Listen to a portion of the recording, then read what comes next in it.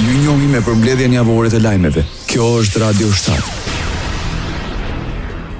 Kuvendi i Shqipërisë miratoi me 75 vota pro kalimin me procedurë të përshpejtuar të marrëveshjes SUA-s ndërmjet Shqipërisë dhe Shteteve të Bashkuara të Amerikës në kuadër të financimit të jashtëm ushtarak. Miratimi me procedurë të përshpejtuar u realizua pas kërkesë paraqitur nga kryetari i grupit parlamentar të Partisë Socialiste. Tauland Balla nënvizoi se financimi do të përdoret ekskluzivisht për modernizimin e kapaciteteve të forcave të armatosura përmes programit Foreign Military Sales, duke mundësuar blerjen e pajisjeve, sistemeve dhe shërbimeve sipas standardeve të NATO-s. Nga këndvështrimi i financave publike, kjo është një marrëveshje ndërtuar mbi parime të plota të përgjegjshmërisë fiskale. Disbursimi realizohet vetëm sipas nevojave konkrete. Fondet përdoren vetëm për qëllimet e miratuara dhe kushtet financiare garantojnë fleksibilitet në administrimin e borxhit publik. Kryetari i grupit parlamentar të Partisë Socialiste sqaroi se fondet do të shpërndahen vetëm sipas nevojave konkrete të Ministrisë së Mbrojtjes dhe pas miratimit nga autoritetet amerikane. Çdo përdorim i fondeve do të miratohet dhe monitorohet nga Agjencia Amerikane për Bashkëpunimin në Sigurinë e Mbrojtjes, duke garantuar transparencë të plotë për përdorimin e kësaj kredie. Shqipëria do të ketë 48 muaj për të angazhuar fondet, ndërsa kredia parashikon një afaqshlyerje deri në 12 vjet me mundësi periudhë hiri deri në 1 vit dhe të drejtën për parapagim pa penalitete.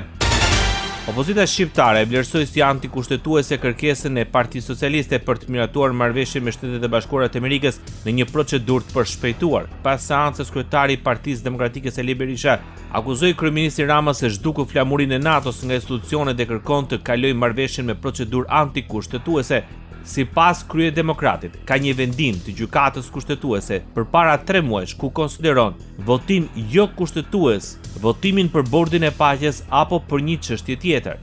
Ka një përcaktim kushtetues e cila nuk lejon votimin me procedurë të përshpejtuar pa një afat minimal një javor. Ka një vendim të gjykatës kushtetuese para 3 muajve ku konsideron votim jo kushtetues votimin për bordin e paqes apo për një çështje tjetër. Berisha tha se në parim mbështet marrëveshjen me Shtetet e Bashkuara për një kredi për pajisje ushtarake. Ne jemi pro kredis dhe shpreh mirënjohje, por ne kërkojmë që kjo procedurë të bëhet në përputhje me kushtetutën dhe jo qëndrimet vullnetin e lig antikushtetues të Edi Ramës. Opozita i drejtohet gjykatës kushtetuese për të kundërshtuar miratimin e marrëveshjes SUA-s me Shtetet e Bashkuara të Amerikës. Kryetari i grupit parlamentar të Partisë Demokratike sqaron se opozita nuk kundërshton marrëveshjen në vetvete, por mënyrën se si ajo miratua. Grupi parlamentar i Partisë Demokratike dhe opozita në tërësi e ka bërë të qartë se e mbështet në parim këtë marrëveshje sepse ajo i shërben interesit strategjik të Shqipërisë për të rritur investimet në mbrojtje, për të modernizuar forcat armatosura dhe për të përmbushur detyrimet që burojnë nga antarësimi i Shqipërisë në NATO. Sipas Gazmet Bardit, mazhoranca ka shkelur standardet kushtetuese dhe vendimet e fundit të gjykatës kushtetuese për procedurat parlamentare, duke miratuar marrëveshjen me procedurë të përshpejtuar dhe pa u dhënë deputetëve kohën e nevojshme për të njohur me dokumentacionin. Procedura e ndjekur nga shumica për miratimin e marrëveshjes së SUA-s 302 milion euro nëpërmjet Shqipërisë dhe Shtetet e Bashkuara të Amerikës për blerjen e pajisjeve ushtarake ishte në kundërshtim flagrant me kushtetutën. Paralajmërova gjithashtu se nëse mazhoranca do të këmbgulte në këtë rrugë, grupi parlamentar i Partisë Demokratike do t'ia nënshtronte atë kontrollit të gjykatës kushtetuese të Republikës Shqipërisë. Sipas Bardi, qeveria ka më shumë se 1 muaj kohë për ta sjellë marrëveshjen në kuvend, sipas procedurës së zakonshme, por zgjodhi ta paraqiste në ditën e fundit të punimeve parlamentare, duke krijuar artificialisht një situatë urgjence. Ministri i Mbrojtjes së Shqipërisë Ermal Nufi e komentoi si të papranueshme vendimin e Partisë Demokratike për të dërguar në kushtetuese marrëveshjen e Shqipërisë me Shtetet e Bashkuara të Amerikës për blerjen e pajisjeve ushtarake. Në një konferencë përshtyp pas mbledhjes së qeverisë, ministri kërkoi që të mos ketë krah politik për çështjet e sigurisë kombëtare. të atakohet një marrëveshje e cila financon mbrojtjen është e papranueshme. Unë mendoj që kur vjen puna te siguria kombëtare nuk ka krahë politike dhe kur sidomos kur vjen puna tek marrëdhënia dhe marrëveshjet që ne kemi me Shtetet e Bashkuara të Amerikës nuk duhet të ketë krahë politik. Në lidhje me mënyrën e miratimit të marrëveshjes në Kuvendin e Shqipërisë për Nufajin, vendimi është në përputhje me Kushtetutën. Unë si jurist nuk besoj që është në shkelje të Kushtetutës, dhe kjo është qëndrimi im. Besoj që mënyra se si është rënë dakord dhe mënyra se si është shqyrtuar në parlament ky projekt është bërë i tillë që të gjithë anëtarët e komisioneve kanë pas mundësinë ta lexojnë marrëveshjen në parlament. I është dhënë koha e mjaftueshme mbas miratimit procedurës për shpejtuar për miratimin e tij, që të shfrytojë, të lexojë, të bëjë me dije deputetëve të Kuvendit të Republikës. Dhe ajo marrëveshje që është lexuar ditë do ishte e njëjta marrëveshje që lexojë edhe po të kalojë ajo afati që pretendon Partia Demokratike. Nuk do ndryshon. Aktualitet. Arrestohet në Francë duke pilotuar një avion privat i shumë kërkuar nga Spak Ermal Beqiraj, i akuzuar për aferën e dyshuar të Akshit. Beqiraj u arrestua në qytetin Amiens në Francë në kuadër të bashkëpunimit ndërmjet Interpol Tiranës dhe Interpol Lyon. Sipas njoftimit gjykata e posaçme shkallës së parë për korrupsion dhe krim të organizuar ndaj këtij shtetasi ka caktuar masën e sigurimit personal, arrest me burg për veprën penale, heqje e palishme e lirisë, konkurrenca e palishme nëpërmjet dhunëse, kryer në formën e veçantë të bashkëpunimit në kuadër të grupit të strukturuar kriminal, shkelja e barazisë së pjesëmarrësve në tender apo ankande publike, grupi strukturuar kriminal, kryerja e veprave penale nga organizata kriminale, si dhe pastrimi i produkteve të veprës penale. Deputeti i Partisë Demokratike dhe kryetari i Komisionit për Punët e Brendshme dhe Sigurinë Kombëtare Klevis Balliu i është rikthyer akuzave për korrupsion në Agjencinë Kombëtare të Shoqërisë së Informacionit. Nga selia e Kuvendit, Balliu deklaroi se Akshi është ndruar në qendrën operative të kapjes së shtetit, duke pretenduar se përmes tij janë vënë në kontroll institucione kyçe dhe janë përdorur mekanizma shantazhi dhe intimidimi ndaj administratës publike. Arrestimi në Francë i Ermal Beqirit është prova më domethënëse se Spak nuk arriti të arrestonte as me BKH-n, as me policinë e shtetit. Drejtësia shqiptare nuk mund të vazhdojë të presë që Franca, Gjermania, Belgjika, Spanja apo antimafia italiane të bëjnë punën e tyre. Nuk mund të quhet hetimi vërtet nëse nuk thirret Edi Rama në Spak, nëse nuk hetohet pasuria e Edi Ramës, nëse nuk konfiskohet telefoni i Edi Ramës. Balliu ndalet tek ajo që e cilësoi si skema Kajo, e për të cilën tha se ka denoncuar prej muajsh në parlament dhe në Komisionin e Sigurisë Kombëtare. Sipas tij, Belinda Balluku dhe Ronje Fet kanë vendosur nën kontroll një pjesë strategjike të industrisë ushtarake shqiptare përmes kompanive që prodhojnë, furnizojnë dhe tregtojnë armë, municione dhe pajisje ushtarake. Përmes kësaj skeme është marrë nën kontroll një pjesë strategjike e industrisë ushtarake shqiptare, kompani që merren me prodhimin, furnizimin dhe tregtimin e armëve, municione dhe pajisje ushtarake, një sektor që lidhet drejt për drejt me sigurinë kombëtare.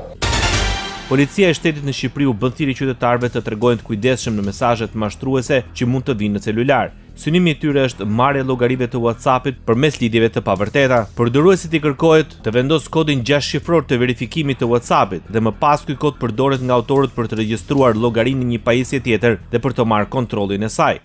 Politik. Vion protesta e qytetarëve në Tiranë, ata mblodhen fillimisht përpara Kuvendit të Shqipërisë në pritje të fillimit të seancës plenare, ndërsa të tjera grup para Ministrisë së Brendshme dhe në rrugën e Elbasanit.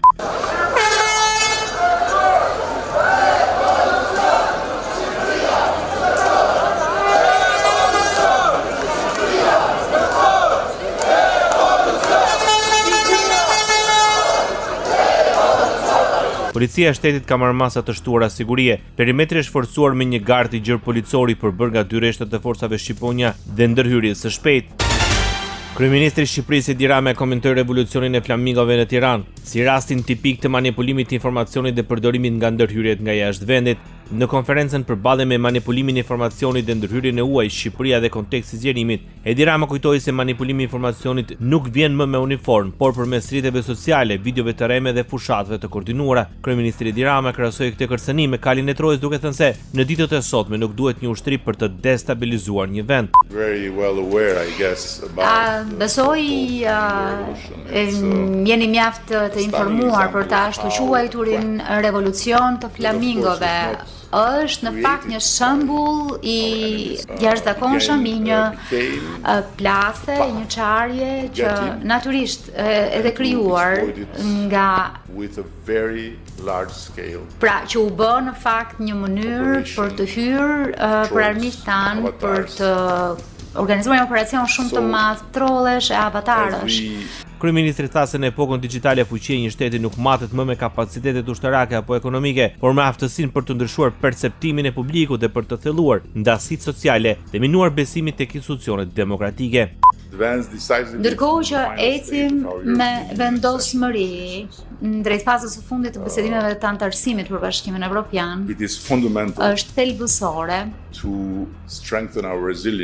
të forcojmë rezistencën kundër kërcënimeve hibride, që në fakt nuk është ushtrim burokratik, por një hap mjaft i rëndësishëm drejt ndërtimit të një shoqërie rezistente, duke mos minuar në të njëjtën kohë vlerat e saj demokratike dhe mënyrën e saj demokratike të jetesës. Deputeti e Partisë Demokratike dhe kryetare e Komisionit për Çështjet Evropiane Jurida Tabako deklaron se pasiguria institucionale, korrupsioni dhe mungesa e konkurrencës po pengojnë investimet të huaja në Shqipëri. Referuar raportit të OSAC-it nga Departamenti Amerikan i Shtetit, Tabako vlerëson se gjetjet tregojnë për një krim të regjistruar me një rritje me rreth 17%, ndërsa problematikat e sigurisë reflektohen edhe në mjedisin ekonomik dhe në pastrimin e parave në sektor të ndryshëm. Megjithatë, deputetja demokrate vlerëson se shqetësimi më i madh për investitorët potencial nuk është vetëm siguria fizike, por pasiguria institucionale. Ekonomi. Ministri i Financave i Shqipërisë Petrit Malej në konferencën e përbashkët për shtyp me drejtorin e përgjithshëm të doganave Besmir Beja dhe drejtorin e përgjithshëm të tatimeve Ilir Binaj pretendojnë se ekonomia shqiptare vijon të ndjek një trajektore të qëndrueshme rritje dhe konsolidimi gjatë 6 mujorit të parë të vitit 2026, ndërsa sipas tij treguesit fiskal dhe makroekonomik konfirmojnë ecurinë pozitive të saj. Për vitin 2026 ne parashikojmë që të ardhurat për frym të shkojnë në masën 12.200 euro, krahasuar me 11.355 që ishin në fund të vitit 2025. Sipas Malejt, xhira e deklaruar nga bizneset të urrit me 7% në 6 mujorin e parë të vitit ose me 1.3 miliard euro, ndërsa në fund të qershorit numri i bizneseve të regjistruara pranë administratës tatimore arriti në rreth 148.000 me një rritje prej rreth 12% krahasuar me të njëjtën periudhë të vitit kaluar. Për gjatë vitit 2025-2026 kemi mbledhur në total 1.2 miliard euro më shumë se sa viti 2025. Vijon puna në bypassin e Tiranës. Me një gjatësi për 21 kilometrash, projekti parashikon ndërtimin një rruge të kategorisë A. Ministri i Infrastrukturës dhe Energjisë së Shqipërisë Enea Karakaçi së bashku me drejtorin e Autoritetit Rrugor Shqiptar Ami Kozeli inspektuan ecurinë e punimeve për këtë vepër, ku deri më sot janë realizuar mbi 30% e tyre. Ky 8 kilometër që është i rëndësishëm pasi sigurisht bën edhe ndërlidhjen me autostradën Kashar-Leke, të cilën tashmë dokumentat ligjore janë përmbyllur dhe ka ngelur vetëm projekti i zbatimit për të miratuar nga Autoriteti Rrugor Shqiptar dhe ne krijojmë hapësirën tani për të filluar dhe punimet me këtë autostradë shumë të rëndësishme, pjesë e korridorit Adriatiko Jonian. Ndërkohë, për sa i përket procedurës tjetër, po është të rëndësishme që ndërlidh bypassin me Tiranë-Durrës dhe Tiranë-Elbasan. Autoriteti Rrugor Shqiptar ka tani së fundit procedurën e përkërimit për sa i përket bypassit aty të ajo. Jemi në fazën përmbysëse dokumentacione e trafikut brendasheshit. Ministri Karakaçi vlerësoi bypassin e Tiranës si projekt strategjik, pasi bën të mundur lidhjen mes autostradës Milot-Tuman-Kashar me vazhdimin e autostradës Kashar-Lekaj si pjesë e korridorit Adriatiko-Jonian, si dhe lidhjen e autostradës Durrës-Tiranë me autostradën Tiranë-Elbasan, pjesë e korridorit të 8, duke anashkaluar qytetin e Tiranës. Autoriteti i konkurrencës në Shqipëri vendos masa dhe detyrime të reja ndaj operatorëve Vodafone Albania dhe One Albania në tregun me pakisë të shërbimeve celulare. Brenda 90 ditëve nga operatorët kërkohet të ofrojnë paketa të veçanta dhe më të favorshme për pensionistët dhe studentët e moshës nga 18 në 23 vjeç. Operatorët duhet të garantojnë që paketat më ekonomike të jenë të disponueshme dhe në pikat fizike të shitjes dhe jo vetëm përmes aplikacioneve apo kanaleve digjitale. Shkak janë bërë rritjet progresive dhe të përafërta të çmimeve, ngjashmëri të larta ndërmjet paketave të operatorëve, reduktimi i ofertave me çmime më të ulta, si dhe mangësi në dokumentacionin e kostove që justifikojnë ndryshimet tarifore. Sociale. Kryeministri Edi Rama premton një pagë ekstra për punonjësit e Ministrisë së Mbrojtjes që angazhohen në punën pushuarin e zjarreve. Thirrje e pati dhe për njësitë vendore që të shpërblejnë punonjësit zjarfikës. Apeli erdhi gjatë një takimi në bazën ajrore të Farkës me zjarfikësit dhe trupat e emergjencave civile. Unë i kam propozuar qeverisë që të gjitha forcave që i përkasin Ministrisë Mbrojtjes dhe të përfshihen në këtë proces të shpërblehen me një herë, jo në fund, me një pagë ekstra. Ju bëj thirrje bashkive që të bëjnë gjithë gjë për trupat e tyre në territor dhe ta bëjnë këtë menjëherë. Rama siguroi se qeveria do të vazhdojë të investojë në modernizimin e shërbimit të mbrojtjes nga zjarri dhe të shpëtimit për kushte më të mira për forcimin e bashkëpunimit me partnerët dhe sigurisht edhe për pagën. Kryeministri nënvizoi po ashtu dhe për rëndësinë e punës parandaluese në territor. Fillon aplikimi i maturantëve në Shqipëri për të ndjekur arsimin e lartë për vitin akademik 2026-2027. Maturantët mund të aplikojnë në portalin U-Albania deri në 1 gusht, duke zgjedhur online deri në 10 programe studimi sipas preferencave të tyre. Raundi i dytë i aplikimeve nisi me pagesën e tarifave më 30 gusht deri më 17 shtator, ndërsa aplikimi për përzgjedhjen e 10 programeve të studimit do të kryhet nga 15 deri më 17 shtator dhe më pas më 23 shtator do të publikohet renditja e aplikimeve në U-Albania. Çdo maturant pas kryerjes së regjistrimit në degën përkatëse ka të drejtën e regjistrimit më 9 shtator nga raundi i parë dhe më 5 tetor nga raundi i dytë. Raundi i tretë i aplikimit për maturantët fillon nga datat 9 tetor deri më 21 tetor 2026. Për herë të parë në Shqipëri do të krijohet Instituti për Trajtimin e Tumoreve. Pas përfundimit të mbledhjes së qeverisë, Ministria e Shëndetësisë dhe Mirëqenies Sociale njoftoi miratimin e qendrës në standardet europiane. Ky institut do ketë 3 fusha veprimi. Fushën klinike, që sigurisht përfshin shërbimet e kirurgjisë të tumoreve, kimioterapisë dhe radioterapisë, fushën e mësimdhënies, që është pjesë organike e Universitetit Mjekësor të Tiranës, por dhe një fushë të re, fushën kërkimore shkencore e para e këtij lloji në Shqipëri. Ebit Sala sqaroi se instituti do të ketë 3 fusha kryesore veprimi, atë klinike, të mësimdhënies dhe të kërkimit shkencor, ndërsa si shembull është marrë Instituti Milanos. Instituti i tumoreve pritet të shërbejë dhe si bërtham për koordinimin kombëtar të pikave të kimioterapisë. Aktualisht kemi 8 punkte kimioterapie, do të kemi 9 së shpejti me ngritjen e punktit të ri të kimioterapisë në Spitalin Memorial të Fierit. Në të njëjtën kohë, instituti do të angazhohet me formimin, edukimin e specialistëve në fushën e onkologjisë. Radio 7, zëri pozitiv i qytetit. Ministri i Punëve të Jashtme i Shqipërisë pas takimit në Tiranë me ministrin për ropën dhe punët e jashtme të Kroacisë, Gordan Radman, kritikoi deklaratat që vijnë nga zyrtar në Beograd mbi pastrim etnik në Kosovë. Ferit Hoxha deklaroi se normalizimi i marrëdhënieve ndërmjet Kosovës dhe Serbisë nuk mund të ndërtohet mbi revizionimin historik, mohimin e fakteve, lartësimin e kriminalëve të luftës apo përmes retorikave nacionaliste, përçarëse dhe deklaratave të papranueshme që relativizojnë, justifikojnë ose u japin njehon krimeve të luftës dhe politikave të dënuara si nga drejtësia ndërkombëtare, ashtu dhe nga ndërgjegjja njerëzore. Një qasje e tillë nuk ka asnjë gjë të përbashkët me vlerat evropiane, me frymën e bashkëpunimit rajonal dhe me përpjekjet për pajtim të vërtetë. E ardhmja e përbashkët evropiane e Ballkanit Perëndimor nuk mund të ndërtohet duke u kthyer pas në konfliktet e skaluarës, por duke u përballur me historinë, me përgjegjësi dhe duke ndërtuar marrëdhënie të reja mbi bazën e respektit, besimit dhe bashkëpunimit. Ai nënvizoi se si 2 vende anëtare të NATO-s, Shqipëria dhe Kosova, kanë përgjegjësi dhe kontribuojnë në mënyrë aktive për paqen e stabilitetin rajonal, si dhe atë ndërkombëtar, duke përfshirë pjesëmarrje në KFOR në Kosovë dhe EUFOR Althea në Bosnjë dhe Hercegovinë. Kushdo që vendron një kthim pas në histori, duhet të kuptojë që në të vërtetë ka mbetur vetë pas në kohë dhe në mendësi. Asnjë përpjekje për të ringjallur datësitë e skaluarës, për të ushqyer tensione për të penguar proceset e pajtimit dhe të bashkëpunimit, nuk do të mund ta tërheqë rajonin ton zvarr e as të cënojë të ardhmen ton të përbashkët evropiane. Ministri i Punëve të Jashtme dhe Europiane i Kroacisë, Gordan Radman, në një takim me kryediplomatin në Tiranë vlerësoi rolin e Shqipërisë si një partner i rëndësishëm dhe i besueshëm ekonomik. Radman theksoi dhe nevojën për përmirësimin e lidhjeve direkte mes dy vendeve. Ministri kroat bëri të ditur se një vëmendje veçantë do t'i kushtohet bashkëpunimit në fushën e mbrojtjes dhe ruajtjes së detit Adriatik. Ai theksoi gjithashtu mbështetjen e Kroacisë për zhvillimin e korridorit Adriatiko-Jonian dhe projekteve energjetike përfshirë gazsjellsin Adriatiko-Jonian, të cilat sipas tij do të forcojnë ndërlidhjen rajonale, sigurinë energjetike dhe zhvillimin ekonomik.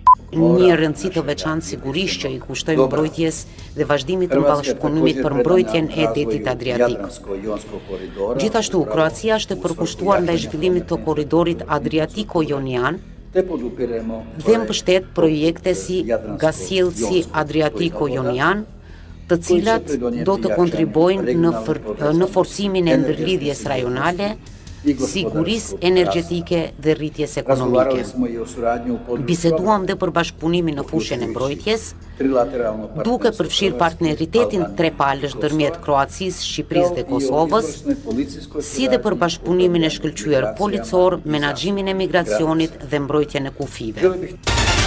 Siguria në Kosovë dhe rajon ishte edhe objekt diskutimi në takimin ndërmjet presidentit të Shqipërisë Bajram Begaj me ministrin e punëve të jashtme dhe europiane të Kroacisë Gordan Radman. Kreu i shtetit shqiptar falenderoi Kroacinë për avokatinë e vazhdueshme që i bën Shqipërisë dhe procesit integrues në të gjitha turizat ndërkombëtare dhe mori edhe një herë sigurinë dhe gatishmërinë e plotë të Kroacisë për të vijuar me mbështetjen në çdo aspekt të këtij procesi. Pashtu Begaj shpreu mirënjohje për qëndrimin e Kroacisë në mbështetje të Kosovës dhe vlerësoi se bashkëpunimi mbetet i rëndësishëm për paqen, sigurinë dhe stabilitetin në rajon. Serbia rikthen sinjalet e bashkëpunimit me Shqipërinë. Ministri i jashtëm i Serbisë, Marko Đurić, deklaroi se Serbia dhe Shqipëria kanë arritur një marrëveshje në parim për hapjen e konsullatave në Shkodër dhe Bujanoc. Në intervistë për radion në Beogradit, Đurić deklaroi se hapja e këtyre konsullatave do të jetë një hap në drejtim të forcimit të marrëdhënieve mes dy vendeve. Më gëzon fakti që pata bisedime të mira me ministrin e ri të jashtëm të Shqipërisë, Ferit Hoxha, me të cilin arritëm një marrëveshje në parim për hapjen e konsullatave të dy vendeve në Shkodër dhe Bujanoc, deklaroi kryediplomati i Serbisë. Ndoqet përmbledhjen javore të lajmeve. Kjo është Radio 7, zëri pozitiv i qytetit.